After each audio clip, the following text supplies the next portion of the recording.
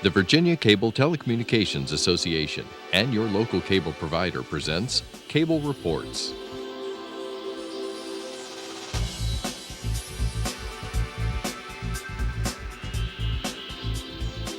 Join us now as Cable Reports brings you up to date on current issues facing the Commonwealth through discussions with your local legislators and other policymakers from across Virginia.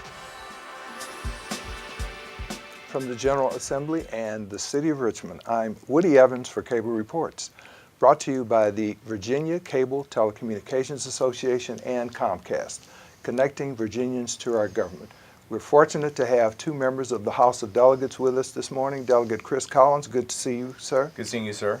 Delegate David LaRock, good to see you. Great to be here. As some people say, solid as a rock conservative. Makes a good brand, doesn't it? I see there was a recent announcement that state employees will now receive a raise, and the state troopers will have a significant increase in their salaries. Yes.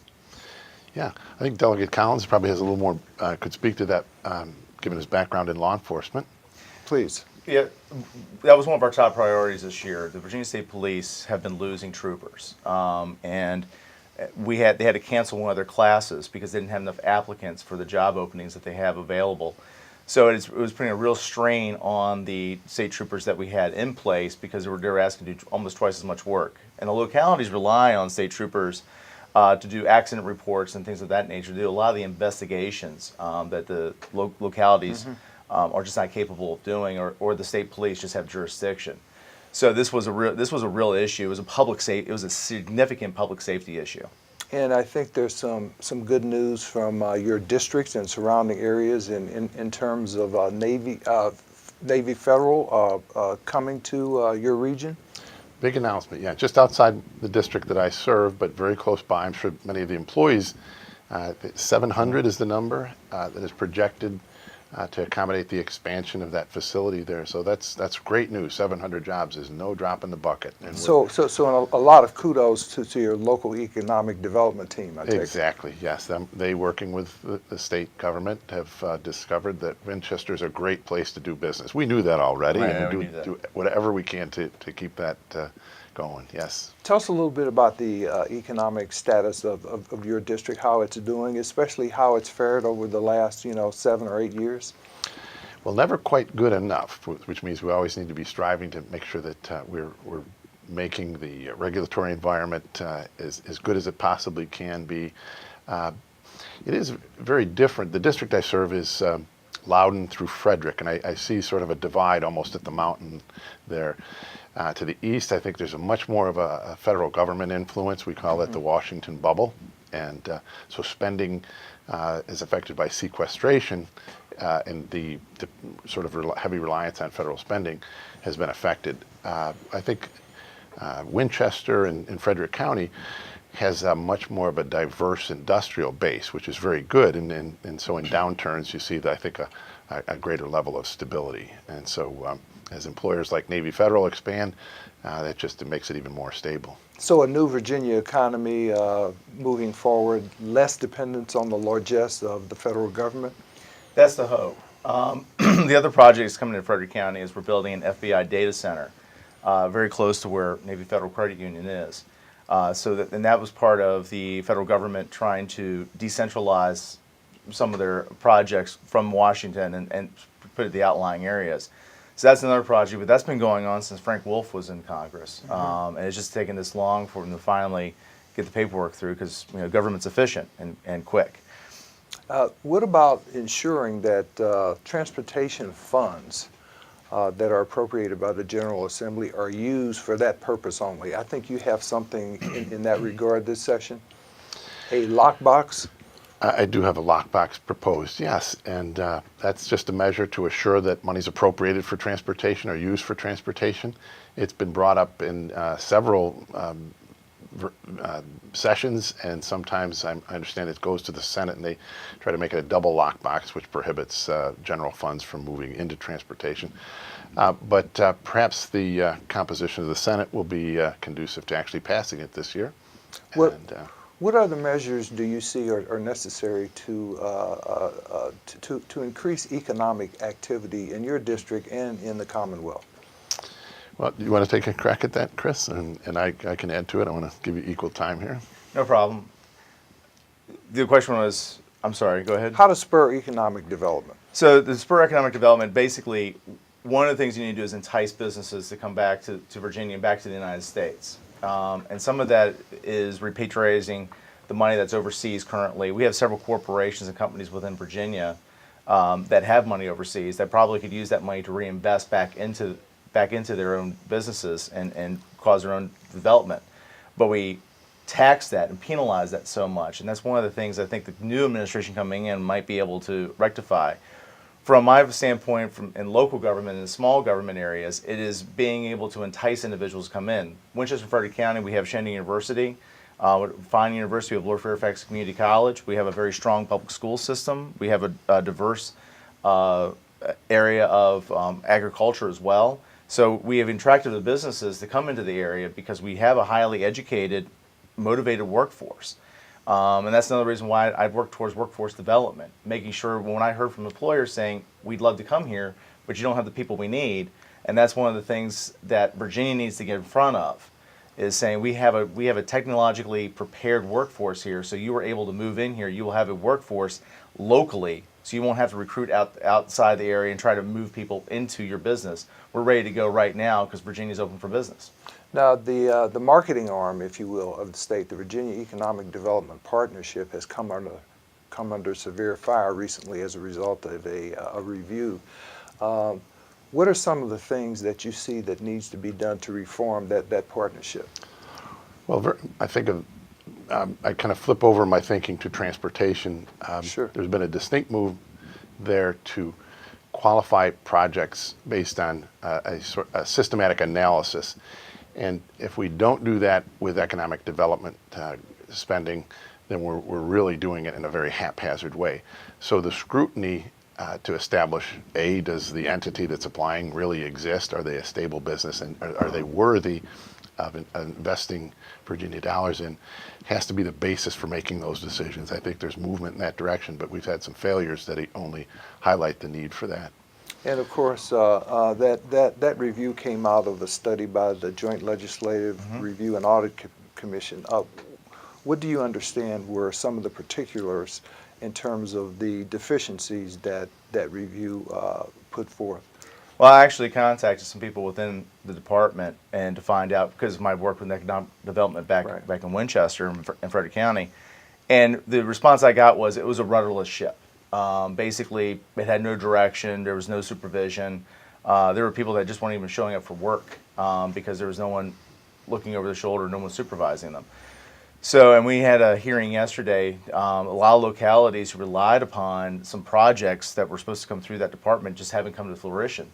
And so they've asked for an extension up to 4 years, and in hopes that we can rearrange and get this back organized again so that we can take advantage of, so our local economic development agencies can take advantage of the statewide project. And that's one of the reasons we had the Go Virginia initiative last year, was because of this issue. And I think that decentralizing it and putting it to the localities or the regions is the way to handle this. And I think that's a real pertinent analogy you use in terms of the criteria that's now in effect to determine where funding goes by way of the 2013 funding mechanism. What is it? Congestion mitigation, safety, economic development, those kinds of things. You're suggesting that a specific criteria like that is needed for that particular entity. That's exactly right, yes. Talk to us a little bit about some of the pertinent legislation that you have in the hopper this year. Let's start with the Pain Capable Unborn Child Protection Act. Yeah, well, thanks for asking about that, Woody. In addition to having good transportation, good economic conditions for business, I'm very committed to having a healthy atmosphere for families. And so I count it as a great opportunity to take a stand for the most vulnerable and innocent among us, those are the unborn. This bill that I put forward is very similar to ones that's passed in 16 other states and the United States House of Representatives.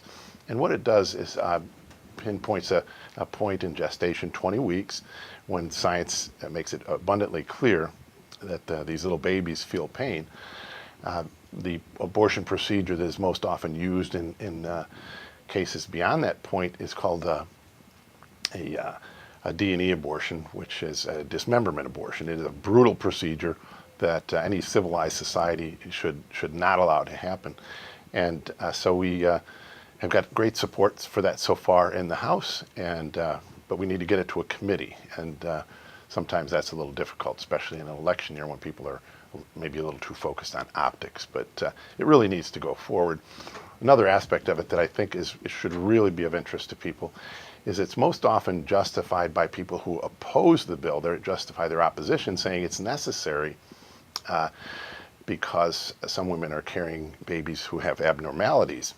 And what that amounts to is wanting to codify disability selection abortions, which is a horrible concept. It is eugenics, and those kind of notions have been rejected a long time ago. So we want to make sure that people become aware of what this is about, and I think the support for it is amazing. It's well over 60%, depending on what demographic group you look at. So, including women, about 67% support this. Are there any exceptions, for example, if the life of the mother is threatened? Yeah, thanks for bringing that up. Exactly, that's the one exception.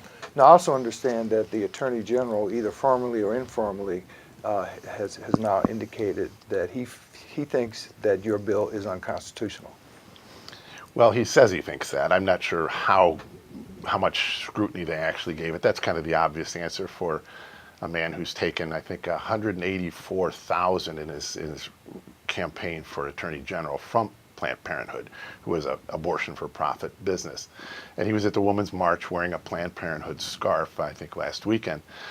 But clearly the basis for his opinion is that it would be tested by the viability standard, and that assuming that that's the case is very very narrow way of looking at it. I think the reason it hasn't been tested is that in previous United States Supreme Court opinions, there have been references made by the justices to suggest that there is a compelling state interest in protecting the unborn from this procedure and from the harm that does to a mother when she finds out after the fact what took place. And so the fact that it has never been challenged in any of these states, essentially when challenged again on the basis of the crux of the bill, never challenged successfully, I think speaks volumes to it.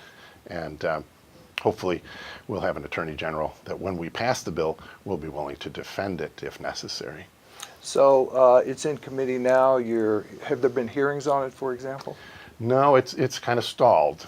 So if it matters to people, it wouldn't hurt to let the court's chairman, Senator Delegate Dave Elbow, know that this is a bill that matters to them. Because if he doesn't assign it to a committee, nothing happens. It just again, as I've mentioned to you, I guess a minute ago, the patronage speaks volumes to the support. There's 37 House members, so well over a third of the members of the House, including Mr. Speaker and other members of leadership, have put their vote behind this of support by co-patroning it. I think 8 members of the Senate, which is pretty outstanding support for such a controversial bill. And but we're going to have to get on a court's docket here pretty soon. You will. You have a bill on computer trespass. It's kind of interesting. Another example of how technology has a good side and a bad side. Talk to us about that. Well, sure. Basically what it is ransomware. If you're not familiar with what ransomware is, it's something, it's a computer program that locks your entire system down, and the person on the other end will say, you give me $500 or $1,000 and I'll unlock your computers. So what was asked for was by the Hospital Association, because ransomware can be very devastating there's already a computer trespass, but they wanted enhanced punishment for individuals who might put ransomware in their computers. And there was an example where someone locked the system down and then demanded $200,000 to unlock the system. So that's where the idea from the bill came. So where does that bill stand now? Is it in committee? Has it been assigned to a committee? It is. We've gone through subcommittee, but it's up in appropriations. Okay. Because we're enhancing some criminal penalties. There's some jail time that may or may not be associated. So there's some money attached to the bill. So we'll see how that plays out. Now you also have a bill dealing with the confidentiality of juror information. I know you're an attorney. You've probably addressed this yourself sometime during your career. What would that bill do? So basically what happened in our home district is an individual who was convicted of first-degree murder and was given 2 life sentences plus 25 years by a jury was able to get a hold of the jury list. He then wrote letters to those jurors saying, you convicted an innocent man, and if you don't pay me $1,000, I will have someone burn your house down. And so this, of course, caused the jurors to become somewhat disheartened. But, you know, our jurors are members of the public. They're selected randomly from the voter rolls. And without the jury system, that is the pillar of our entire judicial system in the United States. So what I want to do is try to prevent defendants from getting a hold of the juror confidential personal information. And we have rules for extreme situations, for example, gangs or mobs, because that's when you could have juror intimidation. Sure. But today, with today's technology, anybody can find anybody, and with a little bit of information. So I want to make sure that defendants are precluded from getting that kind of information. Turning to healthcare, you have a bill dealing with, I think, the expanded use of naloxone in order to, help people who have overdosed. Talk to us about why that's needed. Yeah, well, Chris and I are both working on that on 2 fronts. One is a bill that it's very refreshing. It puts forward the suggestion that people who train others in the use of naloxone would be qualified to dispense it as well. Very simple, and I think that'll just fly through both houses and be signed by the governor. The other, and it will save lives, and it has an emergency clause on it, so it would be enacted upon passage. Yeah. The other that we've worked on is we have a community service board, Northwestern Community Service Board, that I understand is just doing an outstanding job at dealing with this opioid crisis. Partly, I guess, because the intense need there. We are one of the hot spots, unfortunately, for this, probably partly because of the transportation and movement of the substance goes through Winchester, I'm told. But we've asked for an appropriation that would allow them to beef up their operations. I've presented it personally to Secretary Hazel, and he is very closely familiar with the success that they've seen, the methods that they're employing. Said that they're a model for other jurisdictions in the state, that they kind of walk them around and show other people the success that they've seen. But there's just never enough money to battle that problem. So we've asked for $500,000 to allow them to roll out some of the plans that they've been forming. We think that would be money very well spent. In fact, I feel a little bit, my conscience it hesitates to want to ask for money for anything else. When you have a need that intense, it seems to make other spending sort of superficial. So we hope that will get the attention and be set as a priority in the budget. Well, I take it this opioid addiction problem is fairly widespread throughout the Commonwealth and the nation now. And people who no longer can get a prescription for these opioids are turning to heroin. Correct. Well, in heroin, a lot of our heroin is cut with other drugs that are readily available, and so that's what a lot of people don't overdose from actual heroin. It's, for example, phentermine, which is about 100% more potent than morphine. They cut the morphine with that, and that actually is what they overdose from, not necessarily the heroin. Now, you can overdose from heroin.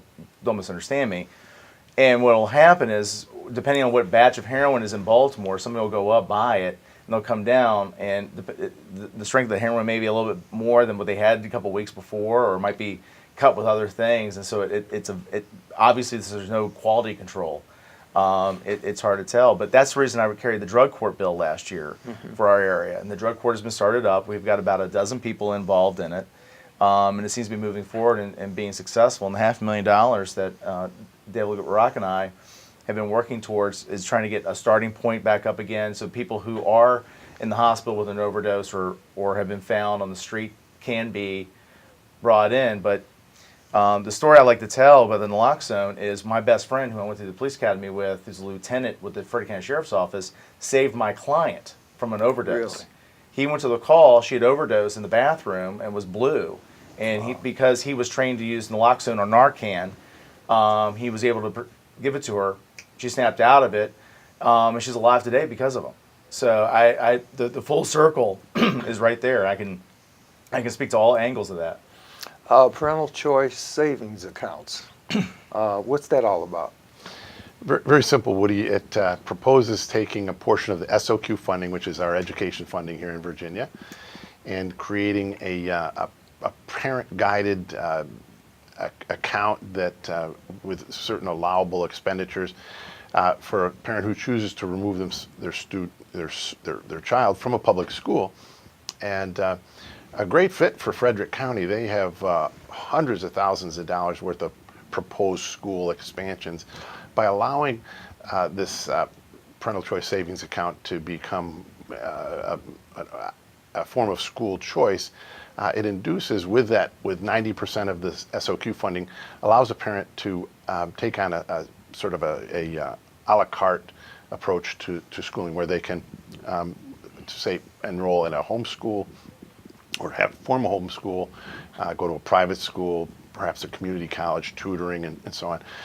Whatever best fits their child. So it requires quite a bit of parental involvement, but in states where it's been rolled out and put into action, it's working very well. It's saving many millions and millions of state dollars, which can be then allocated back to education, back to public schools if necessary, and it really is a win-win all around.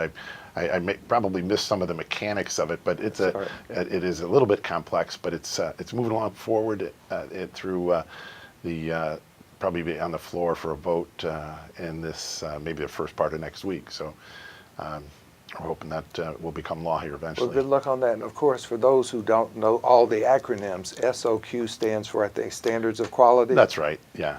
Now this, I take it, would also encourage local school boards maybe to to charter schools. I think state of Virginia has maybe 6 charter schools. I think 7. I think the national average is like 120. States like Maryland, the District of Columbia have a lot of charter schools. Why is that? I think it's because of how we have established the criteria for opening up a charter school. And we've put some barriers into being able to do that, because you have to go to your local school board. The local school board, of course, you're coming in and telling the local school board you're not running your schools well enough that we want to open up a charter school. So it's kind of the fox checking the hen house. I call that a turf war. Yeah, exactly. Some of the stuff that we've been trying to do is trying to find a way to say, well, you still have to have local control, because you want the local government to, really, they're the ones that have the best idea. But you have certain jurisdictions whose schools are clearly failing. There is no question about it. It's not an opinion. But they're refusing to allow charter schools to open up. So we need to have a process in which they can appeal that decision to another authority, for that authority to say, yes, you may open up a charter school over the wishes of your school administration. Now, there was an attempt either last session or session before to give that authority to the state. To license, if you will, charter schools. Apparently that was struck down by a court, as I recall, but there's got to be some way for you to, or the state to encourage more charter schools, I take it. Yeah, it's difficult. We want to maintain local control whenever possible. Right. So I'm not sure I've got the secret answer to that or the magic bullet, but we're working on that, and I think it is a priority. My thinking goes to Louisiana, where basically the city of New Orleans, their schools were washed away with the flood in Katrina, and what has taken place there in the follow-up has been astounding. Charter schools became the preferred, and the majority of the schools were charter schools, and the results were absolutely amazing. Kids who had been underperforming before had turned right around, and it's hard to refute living proof like that of the potential for charter schools. Sticking to schools, you have some legislation dealing with incident reports by school principals. Yeah, that would seem like a pretty obvious measure to move forward. However, we have some real law and order types that view anything short of starting a permanent record for anybody and everybody that has the slightest bit of misbehavior. They view that as perhaps coming up short on law and order, but that just isn't the case. We want to have kids go to school to learn to read and write and not start their criminal record at an early age. So it proposes that low-level incidents, such as that might qualify as under this current reporting standards, would be removed. Things that I got to confess were pretty routine behavior for me when I was in school, and I'm glad that those kind of standards didn't apply. Pushing another kid, any kind of disruptive behavior technically should be reported under the current law, and it's just. And it covers way too many incidents, and so we're hoping we can roll that back with the help of Chris, who's on the courts committee that'll be handling that, and others. Yeah. Franchise legislation. I think you have a bill in dealing with whether franchisors or employers or employees for purposes of union membership. Does that strike a bell? That wasn't one of my bills. Okay. But I believe that I understand which one you're discussing. Where it was basically they didn't have to have a if you're a member of franchisors did not have to require people to become a union member. So it's more of a right to work philosophy in Virginia. And then I know you have a bill dealing with implied consent in terms of driving under the influence. Yes. So we had the Supreme Court came out with an opinion with blood draw. If you're driving as the law was, if you're driving on the roads of the Commonwealth of Virginia, and you were suspected of driving drunk, then you were automatically, it's a contract you made with the state. If I'm driving, I will gladly give you my breath or blood to test to see if I am driving intoxicated. The Supreme Court said that the blood draw cannot be implied consent because that's more invasive. So therefore, you had to get a search warrant. So working with the prosecutors and law enforcement, we have drafted up what we think the Supreme Court wants us to do. They gave us some hints in their opinion, and so we've drafted a law. It's only 40 some odd pages long, so it's a short bill. But it encompasses. There's so many DUI statutes all over the place, but it encompasses all of those. But hopefully this will bring it kind of back to where it was, so that it's easier to prosecute DUIs and not harder to prosecute DUIs. Great. Property tax exemptions in Frederick County. Yeah, that's an interesting situation there. The Virginia Constitution was amended fairly recently, within the last 10 years, to exclude, take the state out of granting exemptions to certain nonprofits. So there's categorical and non-categorical. Categorical are ones like churches and ones that we wouldn't want to touch their exemptions, but other entities like a retirement community, Westminster Canterbury, has an exemption which puts them on a completely unlevel playing field with other entities in the community and throughout the state for that matter. So they were granted by the state a tax exemption that gives them, I think, an unfair advantage. We're asking to have that rolled back. Great. Thanks for taking the time to be with us today, Chris Collins, Dave LaRock. Thank you, Woody. Thank you, sir. Thank you for watching Cable Reports, brought to you by the Virginia Cable Telecommunications Association and Comcast. Until next time, I'm Woody Evans.